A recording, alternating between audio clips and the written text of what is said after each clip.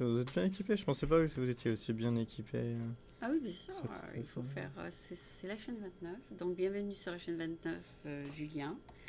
Nous avons aujourd'hui avec nous Julien Calegui, qui est un nouveau membre de la communauté française à San Francisco. Et nous sommes très contents de t'avoir parmi nous et d'apporter tes talents à tous les talents français qui sont venus ici, d'ajouter ton talent au puzzle.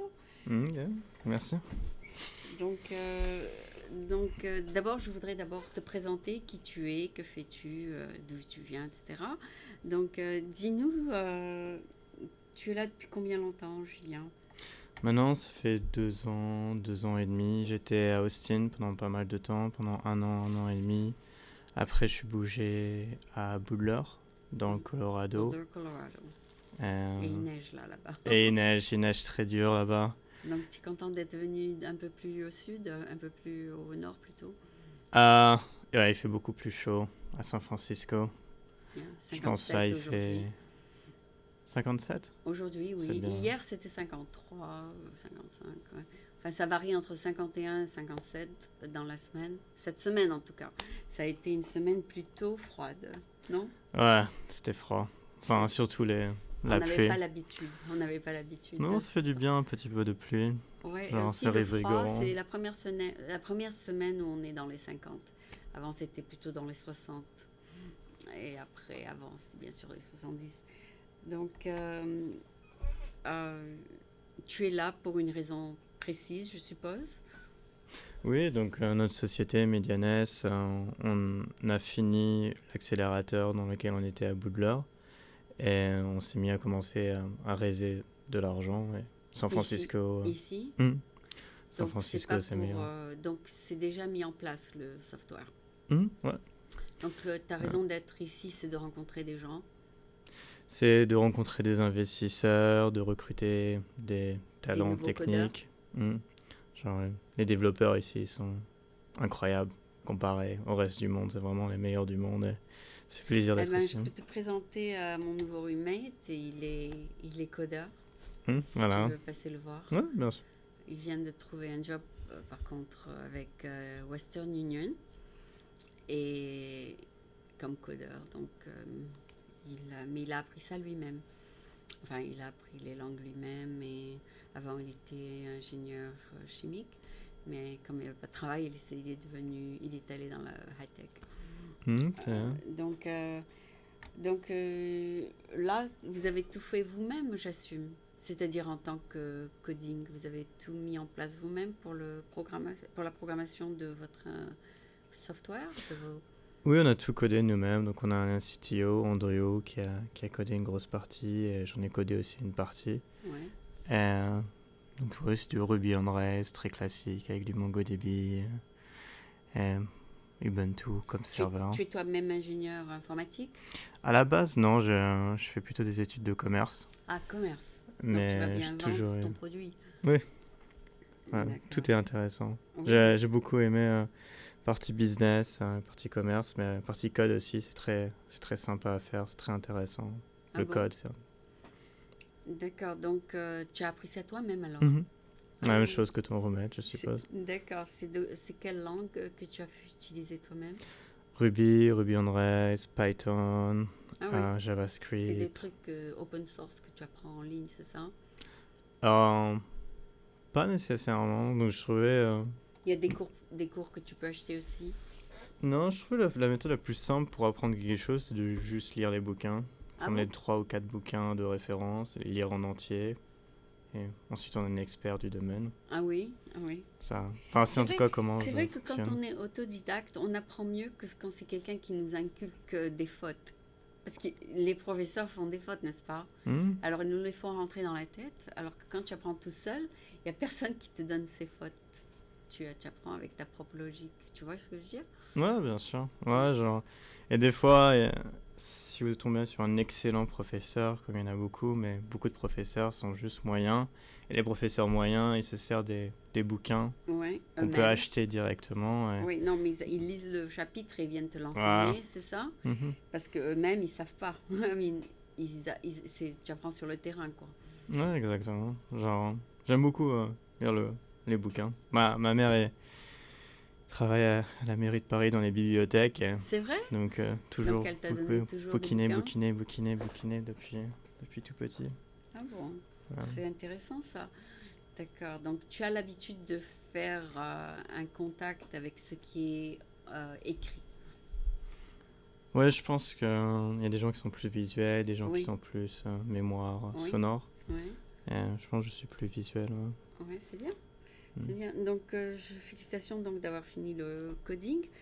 Donc, que va faire Medianess pour nous, pour moi, pour la population, pour le monde? Qu'est-ce Pour que le vous allez monde.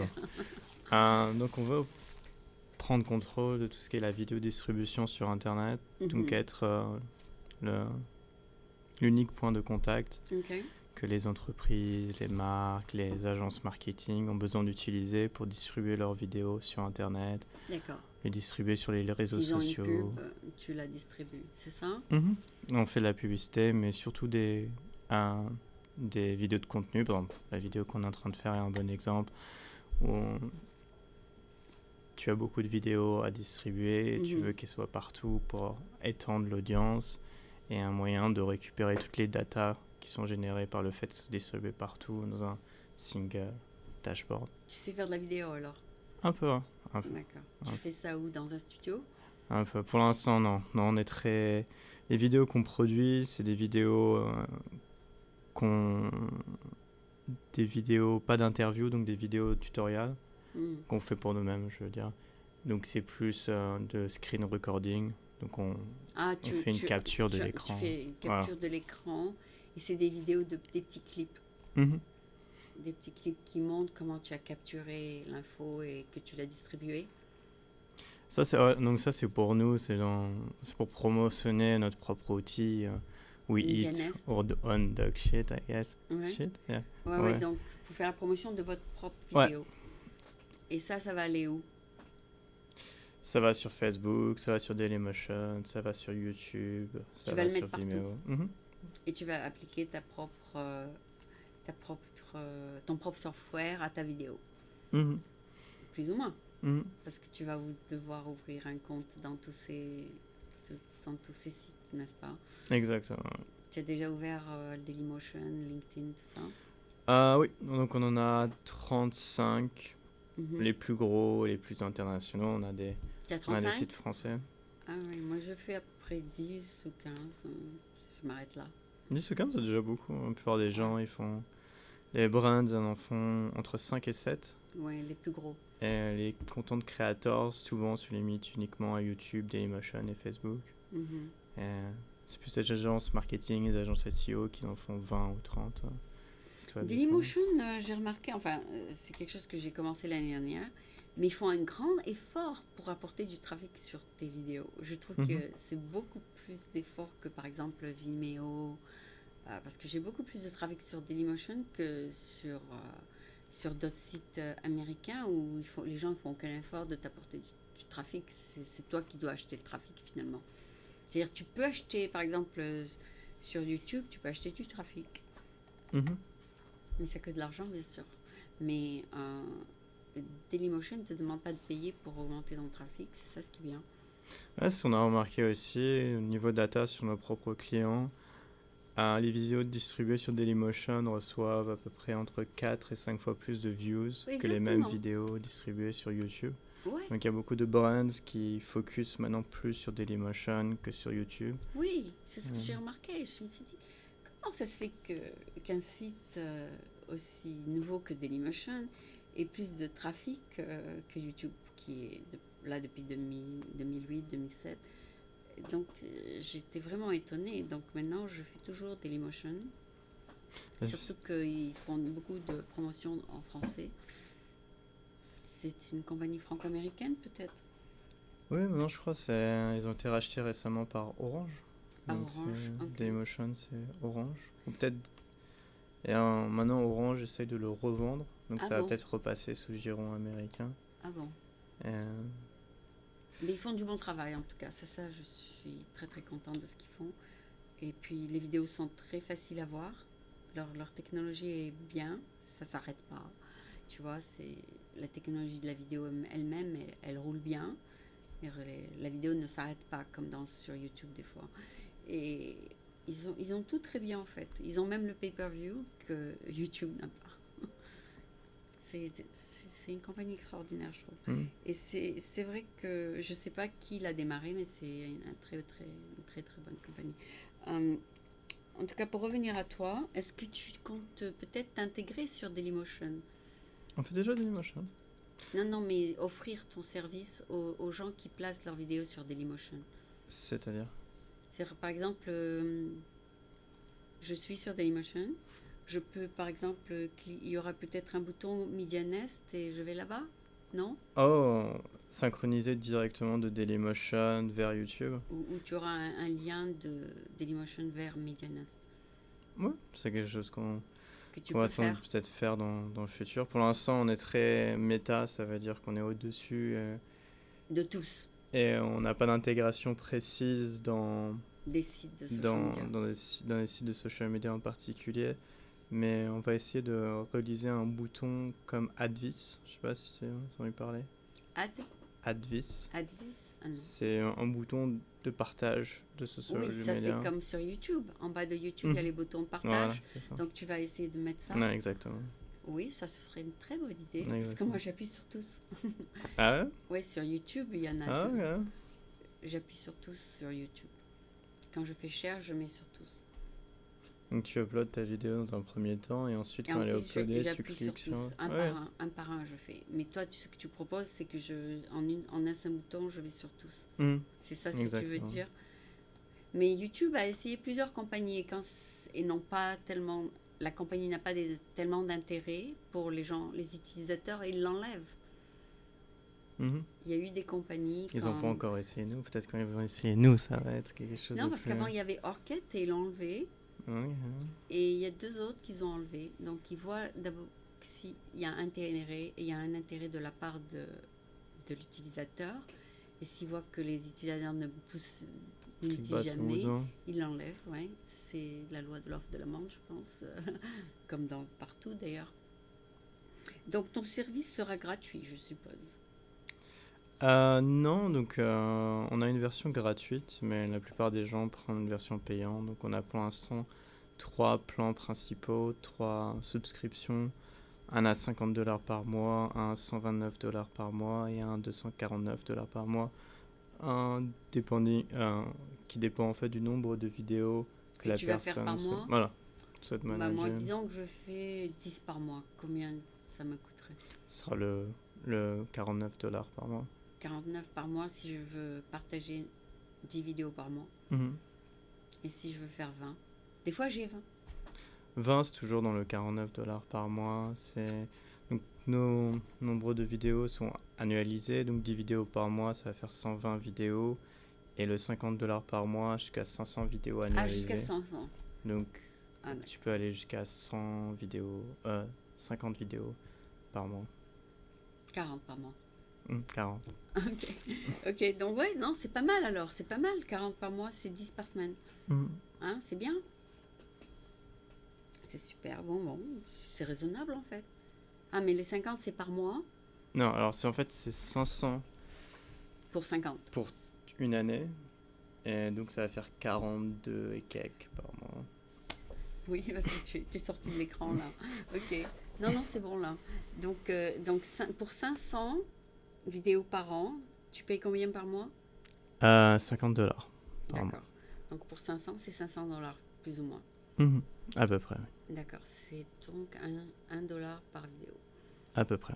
Un peu moins, je crois qu'on a 0,10. C'est bien parce que ça fait gagner du temps. Le temps, c'est de l'argent, non? Le temps, c'est de l'argent. C'est ce qu'on essaye de dire. C'est ça l'idée? C'est ça l'idée. D'accord. Non, mais ça a l'air de make sense to me. $1, je save peut-être 10 minutes, ça va. Parce que je fais tout manuellement maintenant. Sur YouTube, je fais un par un. Ouais, donc ça prend énormément de temps. Ouais. Il y avait une compagnie où je me suis inscrite où tu appuies un seul bouton comme toi. Mais c'était très compliqué, c'était pas bien fait. D'abord, il fallait que je m'inscrive sur leur site et mettre tous les autres sites sur leur site que j'utilise, tous les sites que j'utilise sur leur site, et finalement j'ai laissé tomber parce que d'abord ils en ont 100 et je n'ai pas su choisir les plus gros, donc YouTube a fait le choix pour moi et a choisi les plus gros. Voilà, plus ou moins c'est pour ça que je suis retournée à faire tout ça manuellement. Nous on a essayé de simplifier au maximum cette problématique précise. On a développé une solution où tout est sur une seule page, donc il n'y a pas à aller sur différentes pages, que ce soit à l'intérieur de notre propre outil ou que ce soit sur d'autres sites web. Tout est résumé en une seule page. Tout viendrait sur notre page, comme un peu YouTube alors. J'appuie 4 boutons. Ah, tu veux dire que avec YouTube, s'il y a un open window sur la page où je veux partager, c'est ça? Par exemple, si j'appuie LinkedIn sur YouTube, il y a la page LinkedIn qui s'ouvre dans une autre fenêtre et puis qui se ferme après que j'ai mis le vidéo. C'est un peu comme ça pour vous? C'est un peu comme ça pour nous, sauf qu'on fait le link une seule fois. C'est une fois que le link est fait entre LinkedIn, YouTube, Dailymotion, Vimeo, Facebook, il n'y a plus besoin de rouvrir et tout est partagé en un seul coup. Tout est déjà parti. Ouais, t'as essayé? C'est essayable en ce moment? Ouais, on est en ligne. On a déjà... C'est-à-dire, je peux essayer. Ouais. Disons, je m'enregistre et tu vas me montrer 10 sites où je peux partager? Ah d'accord, et tu as choisi les plus gros, j'assume. Les plus gros, il y en a quelques-uns qu'on a choisis parce qu'il y avait un bon ratio nombre de vidéos uploadées et visiteurs. C'est-à-dire que quand vous uploadez sur ces sites web-là, c'est possible d'être sur la front page parce qu'il n'y a pas beaucoup de vidéos qui sont uploadées sur cela. Donc avoir un boost de trafic grâce à ces sites web-là qui sont un peu ignorés par les gens qui uploadent des vidéos. Donc on a les deux, on a les gros et les plus petits, là, les petites perles. Ah, c'est bien ça. C'est bien. Et les plus petits, c'est quoi? C'est les petits japonais, là, les trucs japonais qu'ils ont sur YouTube. Il y a des petits sites japonais sur YouTube. On a beaucoup de sites, sites étrangers. Oui, il y a des sites asiatiques on en a sur YouTube. deux, trois sites asiatiques, Voilà, 2-3 sites russes, 2-3 sites d'Europe de l'Est, 2-3 sites purement français, Kiwigo. Oui, j'étais étonnée que YouTube intègre des sites asiatiques. Parce que d'habitude, je croyais qu'ils allaient intégrer que des sites américains. Et puis j'ai vu tous ces caractères, tout ça. J'ai dit, mais qu'est-ce qu'ils font? On a dû les aborder de ces pays-là et leur demander s'ils pouvaient être là-dessus. Ou quelque chose comme ça. Peut-être aussi parce qu'il y a des vidéos, il y a beaucoup d'Asiatiques qui mettent des vidéos sur Internet. Alors ils se sont dit, autant partager avec l'Asie, c'est ça? Maintenant, YouTube, les groupes américains, ils sont confrontés à une compétition de plus en plus féroce de la part de la Chine et ils ont peur que le centre de gravité se déplace de San Francisco vers la Chine pour tout ce qui est software. Tout ce qui est asiatique. Maintenant... Donc Dailymotion, c'est surtout Europe, n'est-ce pas? Dailymotion, ils sont originaires de France, sont partis aux États-Unis, ils sont revenus en France. Dailymotion, c'est compliqué. Là, maintenant, il y a toute une polémique. Ils sont un peu partout, c'est ça? Mais ils ont un succès qu'ils méritent, en fait. Ils font du bon travail. Bien sûr, Dailymotion, c'est une très belle société française. Ah oui. Ça a été fondé par un Français? Oui. Ben, ils font de très bon travail. Je suis fière donc d'être française. Donc, quel est ton site sur Dailymotion? C'est quoi? C'est Medianess sur Dailymotion? C'est toujours Medianess. Donc, c'est dailymotion.com/Medianess? Sur Dailymotion, qu'est-ce que tu es? On distribue, donc avec Dailymotion, on fait deux choses principalement. On distribue la vidéo sur Dailymotion et on récupère les analytiques. Donc on fait deux travaux sur Dailymotion. Donc on n'a pas de channels. Tu n'as pas de channel personnel à nous, Medianess, pour l'instant. Mais on va peut-être en ouvrir une pour nos propres besoins en marketing. D'accord. Sans doute, bien sûr. Juste pour Medianess. Juste pour Medianess. Mais on est déjà plugué chez eux, c'est-à-dire on peut diffuser des vidéos chez eux et on peut récupérer des analytics chez eux. Ah, d'accord. Et comment tu diffuserais chez eux si tu n'as pas une chaîne? Donc on plug en fait Ah, dans d'autres sur la sites? chaîne des gens. Ouais. Tu as le droit d'aller sur la chaîne des autres? Bien sûr. Je savais pas. Ah oui, oui, tu peux poster sur certaines présences. C'est ça? Ah oui, c'est... Par exemple, disons que je suis sur Dailymotion. Tu peux aller sur mon site et mettre ta pub? So, la façon dont vous utiliserez notre outil, c'est vous allez sur notre outil, vous pluguez vos propres comptes Dailymotion, YouTube, Vimeo, Facebook et Twitter et 20 aux autres. Et après, on travaille directement avec votre propre chaîne, votre propre profil. On diffuse pas vos vidéos sur nos comptes. Oui, j'ai compris. Mais toi, sur Dailymotion, tu as le droit de rentrer sur ma présence Oui, bien sûr. et de mettre une vidéo? Mhm. Et si je veux pas ta pub sur mon site? Ah, mais c'est vous qui êtes à l'initiative. Ah, c'est moi qui Yes, il faut dire oui à... Il faut dire oui, oui. à Dailymotion. À Medianes. À Medianes. Il faut dire oui à Dailymotion. Ah, il faut dire oui à Medianes sur Dailymotion. Ah, d'accord, d'accord. Mais tu n'as pas le droit de mettre des pubs sur... A priori, non, bien sûr. Non. Sinon, ça serait trop simple. À moins d'acheter de la pub. Tu as le droit d'acheter de la pub? Donc nous, on n'achète pas la publicité, on fait juste cette diffusion organique. Mais dans le futur... Non, mais si tu veux te faire connaître, tu peux mettre ton bouton dans certains sites. C'est-à-dire? Tu as le droit de mettre ton logo sur Dailymotion pour que les gens cliquent dessus et aillent te voir. Je comprends pas. Si tu veux que les gens fassent une souscription à ton 50 par mois, tu peux mettre une pub, par exemple, sur LinkedIn, ils cliquent dessus, ils vont te voir et ils achètent l'abonnement à $50 par mois. Oui, bien sûr. Tu peux. Bien sûr. Non, mais c'est pas notre produit, mais oui, bien sûr. Non, mais LinkedIn vend de la pub. Oui. Et Facebook vend de la pub. Donc, techniquement, tu peux mettre de la pub dans ces sites. On peut mettre de la pub partout maintenant, c'est un monde magnifique. D'accord, donc si tu veux acheter de la pub sur Facebook, par exemple 500 000 impressions, tu peux, c'est ça? Et après, les gens commencent à te connaître. Bien sûr, il faut un budget pour ça, mais... Nous, on fait plutôt pour nos propres besoins marketing, on achète plutôt de l'AdWords. Ah, AdWords, Google AdWords. Ça marche mieux? Pour notre besoin très spécifique, parce qu'on est du B2B, AdWords est plus précis que Facebook. Ah oui, et Facebook est plus global. Maintenant, Facebook a par ville. Tu peux cibler une ville particulière ou certaines industries. Enfin, ils te permettent de choisir qui tu veux cibler quand ils vont mettre ta pub. Enfin, moi, personnellement, j'ai essayé LinkedIn et j'ai pas eu de business. Mais c'est possible que d'autres business aient eu du succès avec LinkedIn. Je sais pas. Ils te disent, on va vous mettre dans tant de présence. Et puis, c'est aux gens de décider s'ils veulent cliquer sur ton bouton. C'est ça? Quand tu mets de la pub, tu sais pas combien ils vont cliquer dessus. C'est ça? Donc le bon côté de AdWords, c'est que c'est au clic, donc il n'y a pas trop de surprises. Facebook, je pense aussi, c'est au clic. Tu peux acheter ou au clic ou à la pub. Ou à l'impression. Ou à l'impression. Tu as les choix. Bien sûr, par clic, je crois que c'est plus cher, non? Ça va dépendre du taux de clic.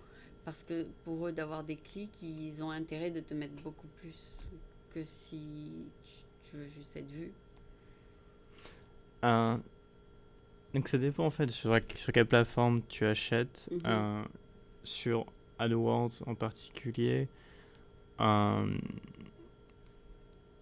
si ta pub n'est pas très cliquée, ta publicité va descendre. Donc c'est pas quelque chose que tu veux forcément. Tu veux maximiser le prix de ton clic, donc avoir un bid très élevé sur AdWords et en plus de ça avoir un taux de clic très élevé sur AdWords.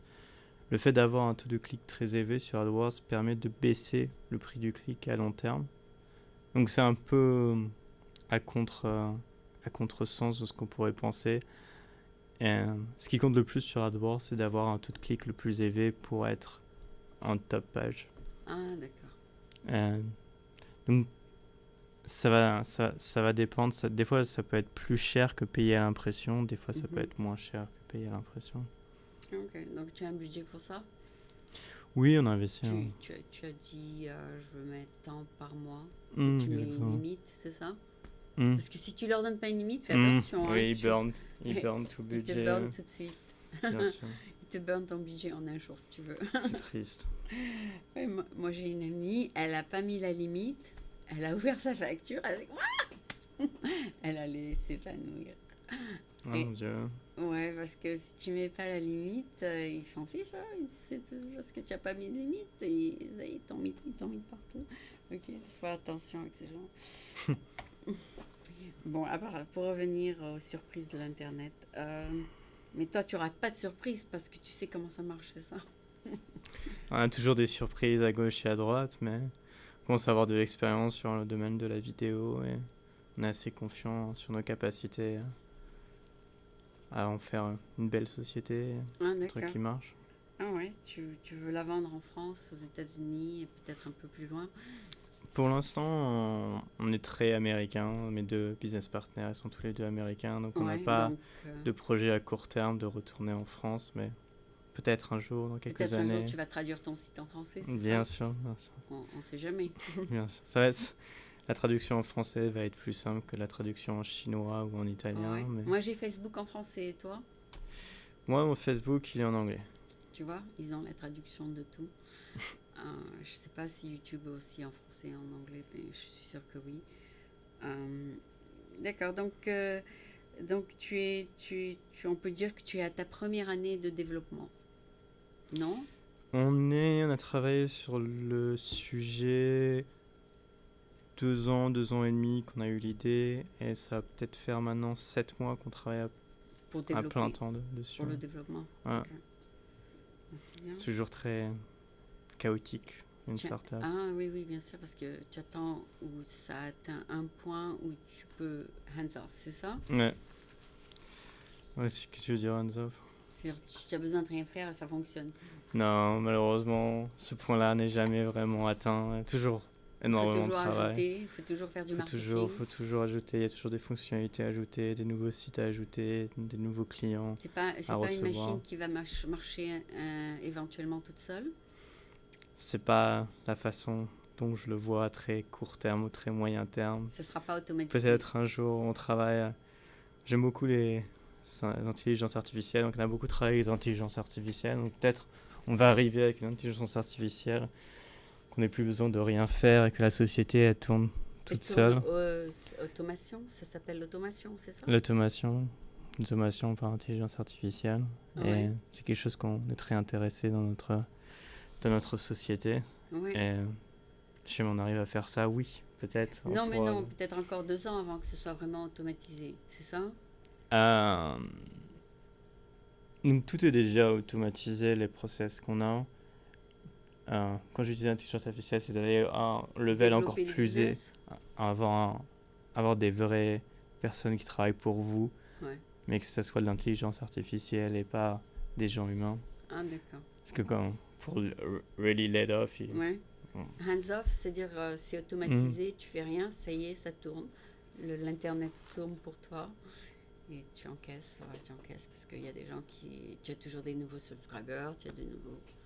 Ouais, c'est ça, c'est ton rêve, c'est que ça devienne de plus en plus quelque chose qui te rapporte de plus en plus d'argent parce que tu es dans de plus en plus de sites, etc.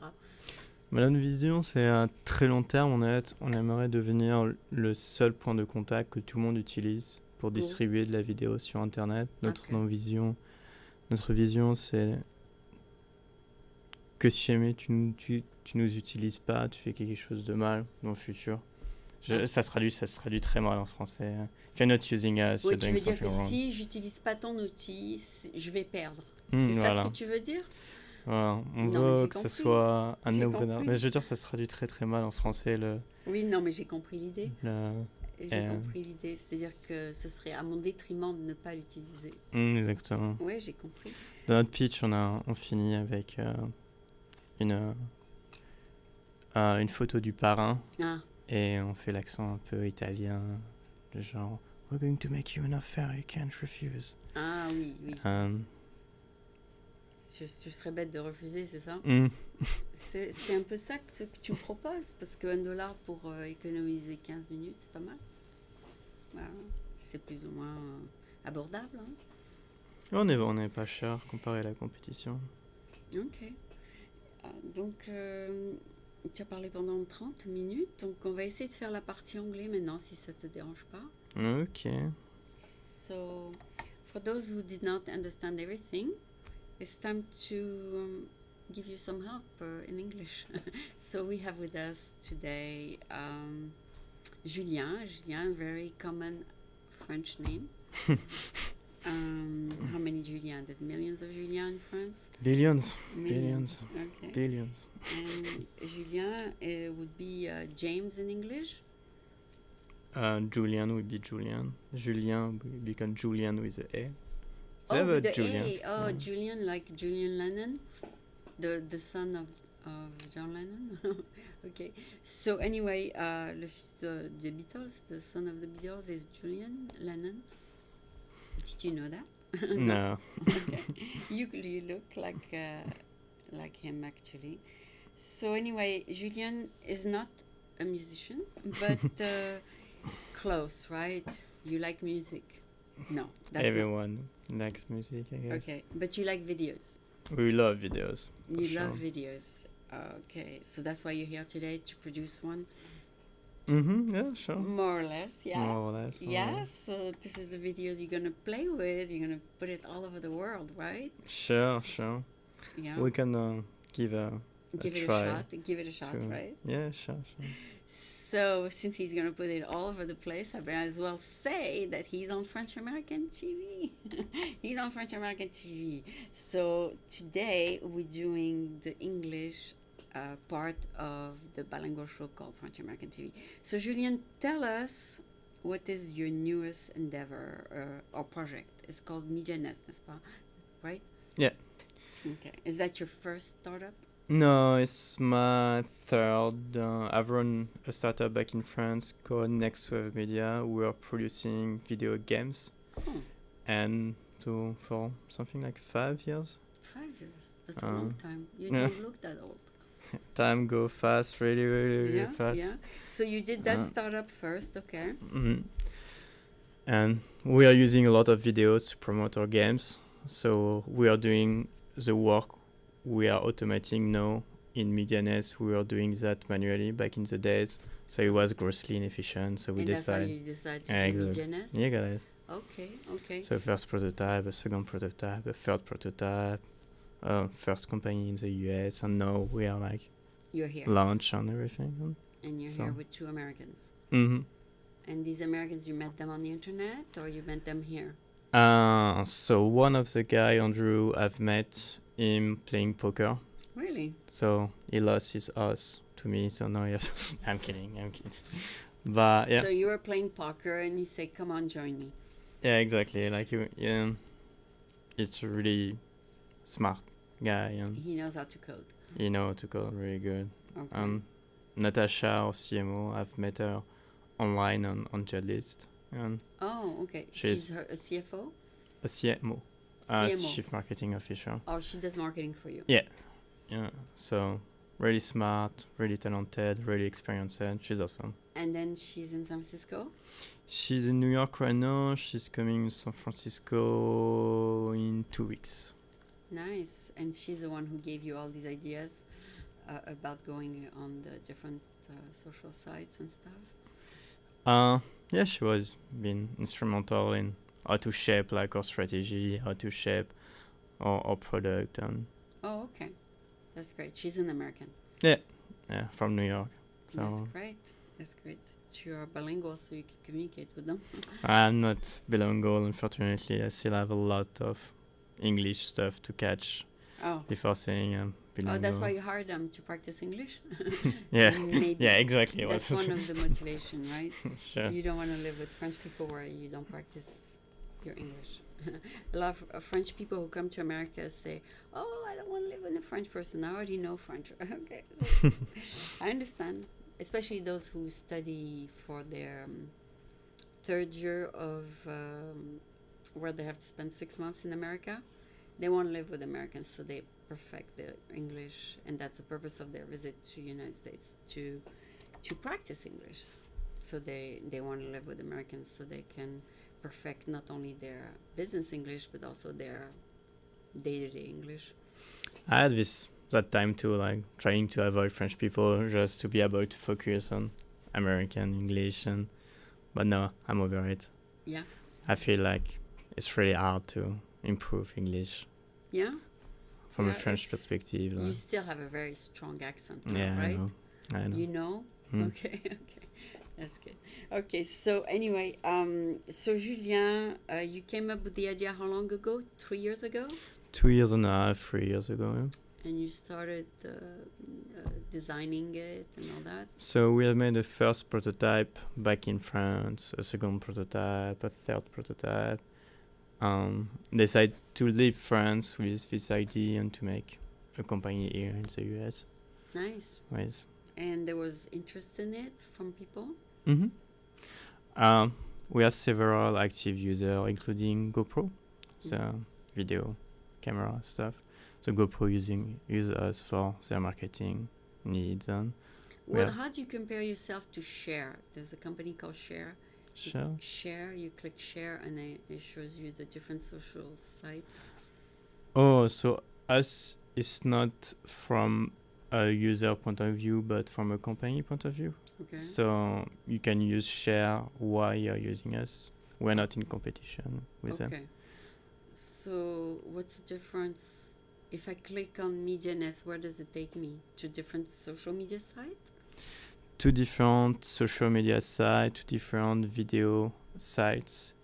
Like, we have all the major one, YouTube, Dailymotion, Vimeo, on all social. It shows you. It's a little bit like Share. They show you the different choices. Yeah, kind of, in a way. And you pick the one you want. Yes? Yeah. So the brands upload all the videos to us. Yeah. And they choose which site, which social site, which video site they want to be on. Okay. And we do all the work to put them. Oh, you upload for them too? Mm-hmm. Oh, I have to upload for all before I click Share. No, so we do the upload. You do the upload on all of them? Yeah. Like we re-upload. So we have a technology that transcodes the video for YouTube, transcodes the video for Dailymotion. For Vimeo. Yeah, exactly. For iReport and all those. Okay, so it's a different, isn't it a different kind of stream? Yeah, some video sites prefer some kind of format. MP4 or QuickTime? Yes. MP4, QuickTime, the Windows Media Player format. There's a lot of crazy formats so there. You give people the choice? We do it automatically, so it's like they don't have to consciously know what format is best for each video site. They just upload their video to us in whatever format. Yeah, because for YouTube I do MP4. MP4 is the best for YouTube. But for Dailymotion I have to do QuickTime because up to 600 megabyte, they're gonna, if it's too big of a file, Dailymotion says no, that's too big for us. Or iReport, they say, oh, that's too big for us. Or Vimeo, they say that's too big for us. So I have to go back to QuickTime Medium to be able to upload to these websites. But for YouTube, I can upload as big of a file as I want. Yeah, YouTube, I become pretty versatile in terms of I can even format. upload several gigabytes on YouTube. But if as soon as I go to all the other sites, they say, oh, you're too big. Okay, then I have to transfer to QuickTime Medium to be able to upload to them. And some sites, they just put the link. Like Tumblr, Blogspot, all these, you just put the link. But the site where you have to upload, you need 2 different formats. You need one that's big and one that's medium. So we do everything automatically. So you don't have to think About the size. About the size, you don't have to think if you need to upload or just put a link. Everything is automated on our end. Oh, okay. Okay, the computer say, oh, this file is too big, let me put it on the other file, on the other size. Oh, that's good, you're thinking for me. Yeah, we're trying to avoid all people to do. Yeah, because for me to stream in MV4 is, let's say, an hour to 2 hours, and then for medium it's a little less time because it's a much smaller file, but it's still time consuming because I have to do share and then decide the size manually on iMovie and all that. So I can see that there's a lot of things behind the scenes that your software does. Yeah, a lot. So we are kind of proud that it's released now on live. We still have a lot of feature to add on, a lot of bugs to create, but globally now it's a solid offer on. And we can upload them regular HD or MV4 to your site, right? Mm-hmm. Yeah. Okay. So basically it's the same as iMovie, except you decide the right size for the social media site, right? So we don't do any heavy editing apart the trim. So you can trim the video using our tool and choose a thumbnail, but we don't do like editing like iMovie does. But you don't do the editing, you do the streaming. Okay. The streaming, the uploading to the other side. To the other side, yeah. Got it. Yeah, that's interesting too. I mean, it's time consuming to do all these different shapes and sizes and file size. Oh, this is too big. Okay, let me do it a little small for you guys. They all have their own, you never know who you're dealing with sometimes. Okay, so I know we explained in French what Media.Nest is. Tell us maybe what does description of your website say? What is Media.Nest? So Media.Nest is a software service web application that helps brands to better manage, promote, and analyze their online videos on a lot of sites, including big ones, YouTube, Dailymotion, Vimeo, social site, Facebook, Twitter, international sites like ATV or Qyugo. And you say you can upload up to 500 videos per year for $50. So how we work by video managed. So when you sign up with a subscription to our service, you come with a number of video you can manage through us. And so the least expensive is $40, $49 a month for 500 videos. So is it 500 original videos or 500 distributed videos? 500 original videos. Okay. So 500 videos can be distributed. By 10 or 30 depending on the number. It doesn't matter how many times you send it? No, it doesn't matter. Okay, got it. That's not bad. It doesn't matter. Yes, the price is really low. Okay, so you're a distribution company in a way. We are video distribution software. Do you distribute movies too? Real movies? We are content neutral. Documentaries. You don't care what it is in the file. Yeah. So it can be movie, documentary. We have event singers. TV shows. Yeah. Like music videos. Oh, music videos. Yes. And various content, news content. But your company doesn't make money based on the number of views that video is going to get? No. Not at all? Not at all. Okay. Not at all. So you just do the organic part. And it's up to me or to somebody else to promote that video. Yeah. So we do a lot of auto promotion by optimizing the videos, optimizing the distribution, and give you analytics. And so it help boost views, but we don't tell you what to put in the video. Or what to do to increase views. Like content is king. So we're not able, not yet, maybe in a few years we are going to be able to say, oh, you should have your video like this, and this, an intro, a conclusion, be able to give tips how to increase it automatically, but we are very, very far from having an automated way of doing that. Nice. All right, so I think Medianest, then you said, is not totally functional, right? People can go to it now. Everything works, yeah. There's a one-day trial at least. We have a 14-day trial. 14-day trial. Ooh, 14. Wow. 40, 4-0? 14. 14, 2 weeks. 2 weeks. 2 weeks. So I can send in 2 weeks 20 videos, okay. Yeah. And if I see it's saving me money or time, you can pay for it, or you can cancel. Okay. So, so I pretty much understand what you do.